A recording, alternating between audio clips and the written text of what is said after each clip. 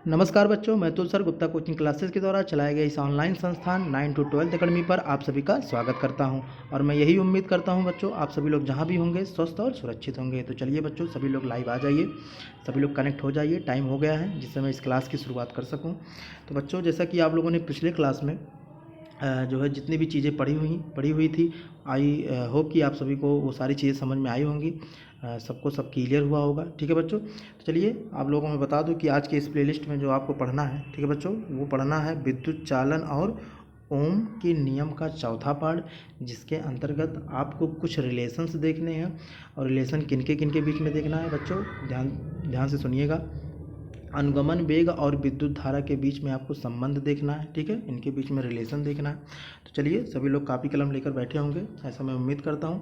तो सभी लोग इसके अंतर्गत हेडिंग लगाइएगा बच्चों, सभी लोग जितने लोग लाइव हैं यहाँ पे सभी लोग हेडिंग लगाइएगा। अनुगमन वेग व विद्युत धारा में संबंध, अनुगमन वेग व विद्युत धारा में संबंध। या इसको अगर आप इंग्लिश में लिखना चाहते हैं बच्चों तो मैं बोल रहा हूँ, लिख भी दे रहा हूँ, लिख लीजिए सभी लोग।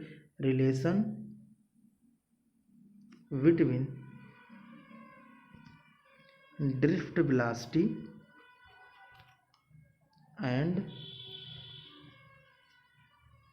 Electric current. ठीक है बच्चों, relation between drift velocity and electric current. चलिए सभी लोग हेडिंग लगा लीजिए और मैं इस टॉपिक की शुरुआत करने जा रहा हूँ। चलिए बच्चों, सभी लोग हेडिंग लगा लिए होंगे, ऐसा मैं उम्मीद कर रहा हूँ। चलिए बच्चों, इसमें जो है सभी लोग समझते हैं, ध्यान दीजिएगा सभी लोग। और आपको आज के इस प्लेलिस्ट में नोट नहीं करवाया जाएगा, ये टॉपिक आपको जो है इसको व्हाट्सएप ग्रुप पे सेंड कर दिया जाएगा इसका नोट। तो सभी लोग सिर्फ ध्यान लगा के सुनिए, इसको समझिए कि अनुगमन वेग और विद्युत धारा में क्या रिलेशन है, क्या संबंध है, ये दोनों एक दूसरे से किस प्रकार संबंधित हैं। और अनुगमन वेग और विद्युत धारा आपने पिछले कक्षाओं में पढ़ा हुआ है, तो इसलिए आपको जो है इस टॉपिक से रिलेटेड जो है कोई परेशानी नहीं होनी चाहिए। चलिए बच्चों देखते हैं। तो जैसा कि मैं मान लेता हूँ कि कोई चालक तार है, ठीक है बच्चों, ध्यान से सुनिएगा सभी लोग। मान लिया जाए कोई चालक तार है जिसे मैं किसी बैटरी से कनेक्ट कर दे रहा हूँ, ठीक है बच्चों, किसी बैटरी से कनेक्ट कर दे रहा हूँ। ये बैटरी का पॉजिटिव टर्मिनल है, ये बैटरी का नेगेटिव टर्मिनल है, ठीक है बच्चों।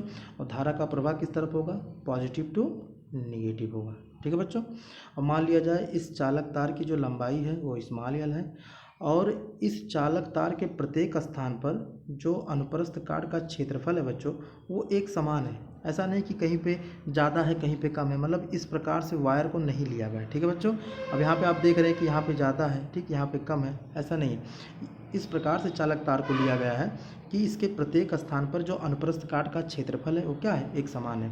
और अनुप्रस्थ काट का क्षेत्रफल मैंने पिछले क्लासों में डिस्कस किया है कि क्या होता है। अगर आप किसी चालक तार को कहीं से काटते हैं तो वो जो कटा हुआ भाग होता है, अगर उसके एरिया को काउंट किया जाए तो वही क्या होता है बच्चों, अनुप्रस्थ काट का क्षेत्रफल होता है। वो दिखने में कुछ ऐसा दिखता है, ठीक है बच्चों। तो और ये केस भी आपको बताया जाएगा कि अगर ऐसी स्थिति होती है तब क्या होता है। तो बच्चों वो अभी वीडियो के लास्ट में आपको बताया जाएगा, तो आप सभी लोग इसको ध्यान से सुनिए। तो मैंने आप लोगों से क्या कहा कि मैं एक चालक तार ले लेता हूँ, ठीक बच्चों, और उस चालक तार को किसी बैटरी से कनेक्ट कर दिया जाता है और इस चालक तार की लंबाई को यल मान लिया जाता है, ठीक। और यहाँ पे इस चालक तार के प्रत्येक स्थान पर जो अनुप्रस्थ काट का क्षेत्रफल है वो एक समान है। तो आप लोगों को पता है कि जैसे मैं किसी चालक तार को बैटरी से कनेक्ट करता हूँ उसी कंडीशन में, उसी स्थिति में क्या होता है, चालक तार में एक वैद्युत क्षेत्र स्थापित हो जाता है, ठीक है बच्चों। अब ये जो वैद्युत क्षेत्र है ये पूरे चालक तार में जो है स्थापित है, ठीक, यानी पूरे कंडक्टर में स्थापित है। तो अगर आपसे पूछा जाए कि चालक तार के प्रत्येक बिंदु पर वैद्युत क्षेत्र कितना होगा, तो बच्चों जानते रहिएगा कि चालक तार के प्रत्येक बिंदु पर यानी हर एक पॉइंट पर जो वैद्युत क्षेत्र का वैल्यू होगा वो भी बाई एल होगा, ठीक है बच्चों। जहाँ भी क्या है, जहाँ भी जो है पोटेंशियल डिफरेंस है और एल क्या है, चालक तार की लंबाई है, ठीक है बच्चों। चलिए इसके आगे हम देखते हैं। अब यहाँ पे सभी लोग ध्यान दीजिएगा कि आप सभी को पता है कि चालक तार में क्या उपस्थित होते हैं, फ्री इलेक्ट्रॉन मौजूद होते हैं, ठीक, बहुत सारे फ्री इलेक्ट्रॉन मौजूद होते हैं। और चूँकि हमने इस चालक तार को किसी बैटरी से कनेक्ट कर दिया है, जिसकी वजह से इस चालक तार में क्या है, वैद्युत क्षेत्र सेटअप हो गया, ठीक है, इलेक्ट्रिक फील्ड आ गया है। और उस इलेक्ट्रिक फील्ड की वजह से इन इलेक्ट्रॉनों पर वैद्युत क्षेत्र के विपरीत दिशा में फोर्स काम करता है, और ये जितने भी इलेक्ट्रॉन हैं ये सभी लोग क्या करते हैं, ये वैद्युत क्षेत्र के विपरीत दिशा में चलना प्रारंभ कर देते हैं। चलिए बच्चों, इसके आगे देखते हैं। आप सभी लोग ध्यान दीजिएगा, यहाँ पे मैं फिगर को फिर से बना दे रहा हूँ। देखिए बच्चों, यहाँ पे इसे एक बैटरी से कनेक्ट कर दिया जा रहा है, ये पॉजिटिव टर्मिनल, ये निगेटिव टर्मिनल, ठीक है। तो यहाँ पे इलेक्ट्रिक फील्ड सेटअप है और बहुत सारे इलेक्ट्रॉन क्या कर रहे हैं, सभी इस डायरेक्शन में मोशन कर रहे हैं, ठीक है बच्चों। चालक तार की लंबाई L है। चलिए यहाँ पे ध्यान दीजिए। अब यदि आपसे पूछा जाए कि ये जो इलेक्ट्रॉन है ये चालक तार में कितनी दूरी तय कर रहे हैं, या ऐसा अगर आपसे क्वेश्चन पूछा जाए कि इस चालक तार में उपस्थित जितने भी इलेक्ट्रॉन हैं उनमें से प्रत्येक इलेक्ट्रॉन इस चालक तार में कितनी दूरी तय करते हैं, तो यदि मान लिया जाए कि जितने भी इलेक्ट्रॉन हैं उनमें से हर इलेक्ट्रॉन जब यहाँ से यहाँ तक गुजरता है, यानी यहाँ से यहाँ तक जब चलता है, तो मान लिया जाए अगर वो t समय लगा रहा है, ठीक है बच्चों, ध्यान दीजिएगा। अगर t समय लगा रहा है तो इलेक्ट्रॉन यहाँ से यहाँ तक चलने में कितनी दूरी तय कर रहे हैं, आपसे डिस्टेंस पूछ रहा है, ठीक है। तो दूरी हम कैसे निकालते हैं, नॉर्मली आप जो है 9th क्लास में 8th क्लास में सूत्र आपने पढ़ा होगा कि दूरी बराबर क्या होता है बच्चों, दूरी बराबर चाल गुणे समय, ठीक है। आपको इस प्लेलिस्ट में सिर्फ समझना है, इस रिलेशन को ध्यान से समझना है। बाकी नोट्स आपको जो है व्हाट्सएप ग्रुप पे सेंड कर दिया जाएगा। तो कोई भी बच्चों जितने भी जो है लाइव देख रहे हैं, कोई जो है कापी कलम लेकर बैठे हैं, ठीक है, लेकिन इसको नोट मत कीजिए, सिर्फ यहाँ पे आप लोग समझिए, ठीक है बच्चों। तो दूरी बराबर चाल गुणे क्या होता है, समय होता है, ठीक है। तो यहाँ से मैं इलेक्ट्रॉनों की अगर दूरी निकालना चाहूँ तो दूरी बराबर चाल गुणे समय के सूत्र के हिसाब से क्या हो जाएगा, इलेक्ट्रॉनों का चाल क्या होगा भाई इलेक्ट्रॉन जो है किसी चालक तार में जब हम बैटरी को सेटअप कर देते हैं, बैटरी को लगा देते हैं, ठीक है, तो इलेक्ट्रॉन किस चाल से यानी किस वेग से चलते हैं, आपको पिछली कक्षा में बताया गया था। तो जो इलेक्ट्रॉन होते हैं वो अनुगमन वेग vd से चलते हैं, ठीक है, सबको पता है। और समय कितना लग रहा है बच्चों, यहाँ से यहाँ तक जाने में t समय लग रहा है, ठीक। तो हमको इलेक्ट्रॉनों द्वारा चालक में, या कह सकते हैं प्रत्येक इलेक्ट्रॉन द्वारा चालक में चली गई या तय की गई दूरी हमको क्या मिला, लिख लेते हैं यहाँ पे, ध्यान समझिएगा। दूरी जो हमको मिला वो मिला vd यानी अनुगमन वेग इंटू t, ठीक है बच्चों। इसको हम इक्वेशन फर्स्ट मान लेते हैं। चलिए इसके आगे समझते हैं। अब अगर आपसे पूछा जाए, ध्यान दीजिएगा यहाँ पे, यदि जो है हम एज्यूम कर लेते हैं, जो है यदि हम एज्यूम कर लेते हैं, फिगर को मैं फिर से बना रहा हूँ, ध्यान दीजिएगा यहाँ पे, यदि हम एज्यूम कर लेते हैं कि इस चालक तार के प्रति एकांक आयतन में, ठीक है, प्रति एकांक आयतन में इलेक्ट्रॉनों की संख्या स्मॉल n है। ये चीज़ आपको पिछले क्लास में बताई गई थी कि किसी भी चालक में, किसी मेटल में जो प्रति एकांक आयतन में इलेक्ट्रॉनों की संख्या होती है बच्चों, वो कितनी होती है, 10 की घात 29 या फिर 10 की घात 22 जो है इस प्रकार से बताया गया था, 10 की घात 29 प्रति घन मीटर और 10 की घात 22 प्रति घन सेंटीमीटर, ठीक है बच्चों। तो हमको यहाँ पे वैल्यू को लेकर नहीं चलना है, क्योंकि हम रिलेशन निकाल रहे हैं, हम एक फार्मूले को क्रिएट कर रहे हैं, तो इसके लिए हमें वैल्यू को लेकर नहीं चलना है। इसलिए हम क्या मान रहे हैं कि प्रति एकांक आयतन में जो इलेक्ट्रॉनों की संख्या उसे हम एज्यूम कर रहे हैं कितना है, स्मॉल n है, ठीक है। अब आपसे पूछा जाए, ध्यान दीजिएगा यहाँ बच्चों, मैं फिगर को फिर से बना दे रहा हूँ। हमें इक्वेशन फर्स्ट जो मिला था उसको भी मैं यहाँ पे नोट कर दे रहा हूँ। इक्वेशन फर्स्ट जो हमको मिला था बच्चों, वो दूरी बराबर मिला था, दूरी बराबर मिला था vd into t, equation first, ठीक है। और मैं आपसे क्या पूछा कि जो है यदि किसी भी चालक तार में, यदि किसी चालक तार में प्रति एकांक आयतन में इलेक्ट्रॉनों की संख्या कितनी है, स्मॉल n है, ठीक है। तो पूरे आयतन में यानी पूरे चालक तार में इलेक्ट्रॉनों की कुल संख्या कितनी होगी, तो आप ये कहेंगे सर ये तो वही बात हुई कि एक पेन का अगर रेट 10 रुपये है, ठीक है, तो 10 पेन का रेट कितना होगा बच्चों, तो 10 इंटू 10 इक्वल टू कितना हो जाएगा 100, यानी हम क्या करते हैं, हम गुणा करते हैं। तो सेम चीज़ यहाँ पे भी हो जाएगा बच्चों कि चालक तार में यदि प्रति एकांक आयतन में इलेक्ट्रॉनों की संख्या हमने n को एज्यूम किया है, n को माना है, सपोज किया है, तो पूरे आयतन में जो है जो इलेक्ट्रॉनों की संख्या हो जाएगी बच्चों, यानी कुल इलेक्ट्रॉनों की संख्या, अगर उसे मैं कैपिटल N से डिनोट करता हूँ तो कुल इलेक्ट्रॉनों की जो संख्या होगी बच्चों वो हो जाएगी स्मॉल n इंटू पूरे चालक तार का क्या आयतन, ठीक है, क्योंकि ये जो स्मॉल n है वो एकांक आयतन में, यानी जो है 1 मीटर लंबाई, 1 मीटर चौड़ाई और 1 मीटर मोटाई में इलेक्ट्रॉनों की संख्या कितनी है, स्मॉल n है। तो पूरे आयतन में क्या हो जाएगा, स्मॉल n इंटू पूरे चालक तार का आयतन। तो यहाँ पे देखते हैं हमने सूत्र क्या लिखा, ध्यान देना बच्चों। यहाँ पे हमने सूत्र लिखा कि चालक तार में उपस्थित कुल इलेक्ट्रॉनों की संख्या कैपिटल N बराबर स्मॉल n इंटू उस चालक तार का आयतन। ठीक है बच्चों, अब इस जो है फार्मूले को ओपन करते हैं। अब यहाँ पे ध्यान देना, कैपिटल N बराबर हम इसको और क्या लिख सकते हैं, स्मॉल n तो ऐसे ही रहेगा। हम आयतन को लिख सकते हैं क्षेत्रफल गुणे दूरी। ठीक है, क्योंकि अगर यूनिट के हिसाब से देखा जाए तो हम आयतन को कन्वर्ट कर सकते हैं किसमें बच्चों, क्षेत्रफल गुणे दूरी। और आपको पता है कि हमने इस प्लेलिस्ट में इस टॉपिक के अंदर क्षेत्रफल को क्या माना हुआ है, हमने परिच्छेद क्षेत्रफल को लिया है, यानी कहने का मतलब हमने अनुप्रस्थ काट के क्षेत्रफल को लिया है, यानी क्रॉस सेक्शनल एरिया को लिया हुआ है। तो जो क्षेत्रफल होगा उसे हमने क्या माना है, ए माना है। ठीक है, और इनटू क्या लिख सकते हैं, दूरी। ठीक है, तो यहाँ पे हम वैल्यू पुट कर देते हैं, n equal to small n into A into equation first से दूरी क्या हो जाएगी बच्चों, वी डी इंटू टी।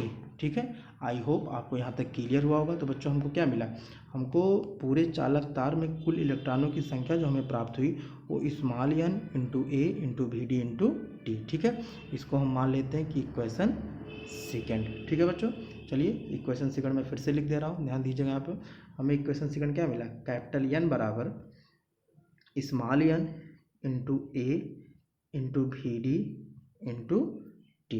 ठीक है बच्चों, हमें इक्वेशन सेकंड प्राप्त हो गया। चलिए अब यहाँ पे ध्यान दीजिए, तो ये हमारा क्या है, ये हमारा जो है चालक में उपस्थित कुल इलेक्ट्रॉनों की संख्या है। ठीक है, अब यदि आपसे कहा जाए, या आपको पता भी होना चाहिए कि प्रत्येक इलेक्ट्रॉन पर, ठीक है, प्रत्येक इलेक्ट्रॉन पर प्रत्येक इलेक्ट्रॉन पर आवेशों कितना आवेश पाया जाता है, स्मॉल ई आवेश पाया जाता है। ध्यान दीजिएगा, यहाँ पे प्रत्येक इलेक्ट्रॉन पर जो आवेश पाए जाते हैं, ठीक है, वो कितने पाए जाते हैं, स्मॉल ई। इस स्मॉल ई को क्या कहा जाता है, एलिमेंट्री चार्ज बोला जाता है, यानी ये क्या है, मूल आवेश है, जिसकी वैल्यू आपको पता होना चाहिए, आपने पहले ही चैप्टर में पढ़ा होगा, 1.6 इंटू 10⁻⁻19 कूलाम होता है। ठीक है बच्चों, तो ये जो स्मॉल ई है ये क्या है, ये मूल आवेश है। ठीक, यदि एक इलेक्ट्रॉन है तो कितना चार्ज है, ई।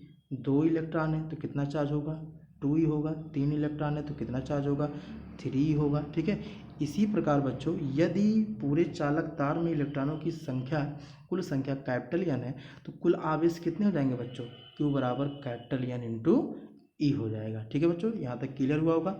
चलिए इस चीज़ को मैं लिख लेता हूँ, पहले मैं इक्वेशन सेकंड को लिख ले रहा हूँ।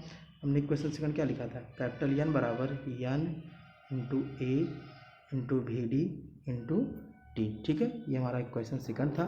और मैंने क्या बताया कि चालक में उपस्थित कुल इलेक्ट्रॉनों की जो संख्या है, कुल इलेक्ट्रॉनों की संख्या, चालक में उपस्थित जो कुल आवेश है वो कितना है बच्चों, Q बराबर कैपिटल N इंटू ई।